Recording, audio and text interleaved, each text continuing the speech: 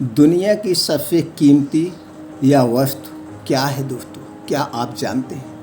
जिसके पास दुनिया की कीमती वस्तु या चीज़ है वही दुनिया का सबसे सुखी और अमीर इंसान है। जिसके पास नहीं है जरा उससे पूछिए उसके दिल पे क्या बीत रही, उसका जीवन खुशियों से नहीं भरेगा। दोस्तों, कौन सी कीमती वस्तु है, वो कौन सी कीमती चीज़ है, चलिए जानते हैं एक कहानी के माध्यम से। आज की जानकारी बहुत महत्वपूर्ण है, इसलिए सभी से रिक्वेस्ट है, निवेदन है कि कहानी को पूरा सुने और ज़्यादा से ज़्यादा लोगों तक शेयर करें। आपको इस 5 मिनट की कहानी में खुद में समझ में आ जाएगा कि दुनिया का सबसे कीमती चीज़ क्या है। और दोस्तों, अगर आपको कहानी अच्छी लगे और समझ में आ जाए दुनिया की सबसे कीमती चीज़ वास्तव में यही है, तो हमें कमेंट सेक्शन में ज़रूर बताइएगा। फिर हम इसी पर आधारित दूसरी कहानी लेकर आएंगे। तो आप सबका हमारे इस कहानी के चैनल पर बहुत स्वागत व अभिनंदन है। दोस्तों, चैनल को सब्सक्राइब करें और ज़्यादा से ज़्यादा लोगों तक शेयर करें। चलिए दोस्तों, कहानी शुरू करते हैं। जो भी दोस्त या मित्र, भाई बहन, माताएं इस कहानी को सुन रही हैं, क्या वास्तव में अपने माँ से प्रेम करते हैं? अगर आप वास्तव में अपने माँ से आप लोग प्रेम करते हैं तो ये कहानी पूरा सुने और आपको समझ में आ जाएगा माँ की भूमिका हमारे जीवन में कितना महत्वपूर्ण है। माँ तो माँ होती है दोस्तों, माँ तो माँ होती है। आज हम बताएंगे इस कहानी पर माँ पर आधारित वो चीज़। हेलो माँ, मैं राजू बोल रहा हूँ। कैसी हो माँ? मैं ठीक हूँ बेटे। यह बताओ तुम और बहू दोनों कैसे हो? हम दोनों ठीक हैं माँ। माँ, आपकी बहुत याद आती है।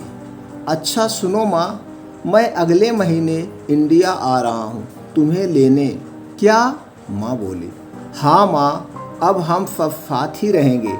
नीतू कह रही थी माता जी को अमेरिका ले आओ, वहाँ अकेली बहुत परेशान हो रही होंगी, कैसे खाना बना रही होंगी, कैसे अपने आप को मैनेज कर रही होंगी। हेलो, सुन रही हो ना माँ? हाँ बेटे। बूढ़ी माँ की आंखों से खुशी के आंसू की धारा बह निकली। बेटे और बहू का प्यार नस नस में दौड़ने लगा।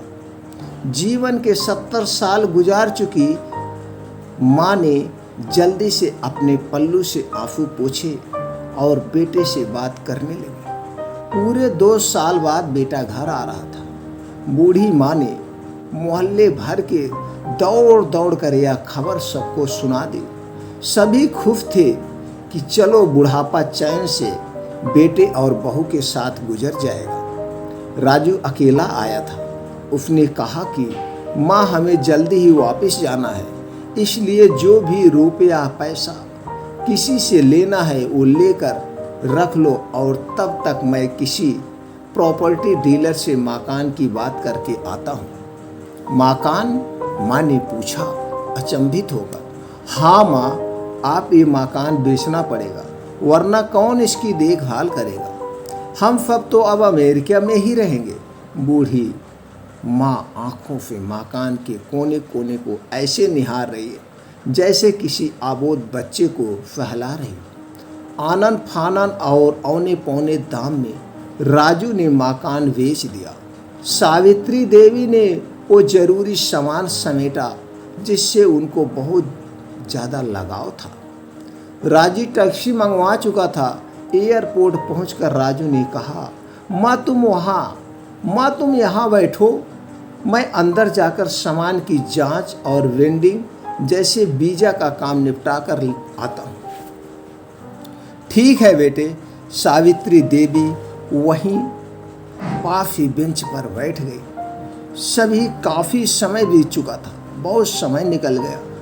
बाहर बैठी माँ देवी बार बार उस दरवाजे की तरफ देख रही थी जिससे राजू गया था, लेकिन अभी तक बाहर नहीं आया। शायद अंदर बहुत भीड़ होगी सोचकर बूढ़ी माँ की आंखें फिर से टकटकी लगाए देखने लगती हैं। अंधेरा हो चुका था। एयरपोर्ट के बाहर गहमा गहमी हो चुकी थी। माँ जो किस से मिलना है, एक कर्मचारी ने बूढ़ी माँ से पूछा। मेरा बेटा अंदर गया था टिकट लेने, वह मुझे अमेरिका लेकर जा रहा है, सावित्री देवी ने घबरा कर कहा। लेकिन अंदर तो कोई पैसेंजर नहीं है। अमेरिका जाने वाली फ्लाइट दोपहर 2 बजे में ही चली गई। क्या नाम था आपके बेटे का? कर्मचारी ने सवाल किया। माँ रोते हुए, आवाज नहीं निकल रही। राजू। सावित्री के चेहरे से चिंता की लकीरें उभर आई। कर्मचारी अंदर गया और कुछ देर बाद बाहर आकर बोला, माँ जी, आपका बेटा राजू तो अमेरिका जाने वाली फ्लाइट से कब का जा चुका है। क्या? बूढ़ी माँ अचंभित होकर, वृद्धा की आंखों से आंसुओं का फैलाव फूट पड़ा। बूढ़ी माँ का रो रो कर कांप उठा, पूरा रोम कांप उठा। किसी तरह वापस घर पहुंची, जो अब बिक चुका था। रात में घर के बाहर चबूतरे पर ही सो गई। सुबह हुई तो दयालु मकान मालिक ने एक कमरा रहने को दे दिया। पति की पेंशन से घर का किराया और खाने का काम चलने लगा। समय गुजरने लगा। एक दिन मकान मालिक ने वृद्धा से पूछा, माँ जी, क्यों नहीं आप अपने किसी रिश्तेदार के यहाँ चली जाएं? अब आपकी उम्र भी बहुत हो गई है, अकेली कब तक रहेंगी? हाँ, चली तो जाऊं, लेकिन कल को मेरा बेटा आया तो यहाँ फिर कौन उसका ख्याल रखेगा? आंख से आंसू आने लग गए। दोस्तों, अनाथाश्रय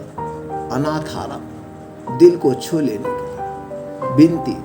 माँ बाप का दिल कभी मत दुखाना।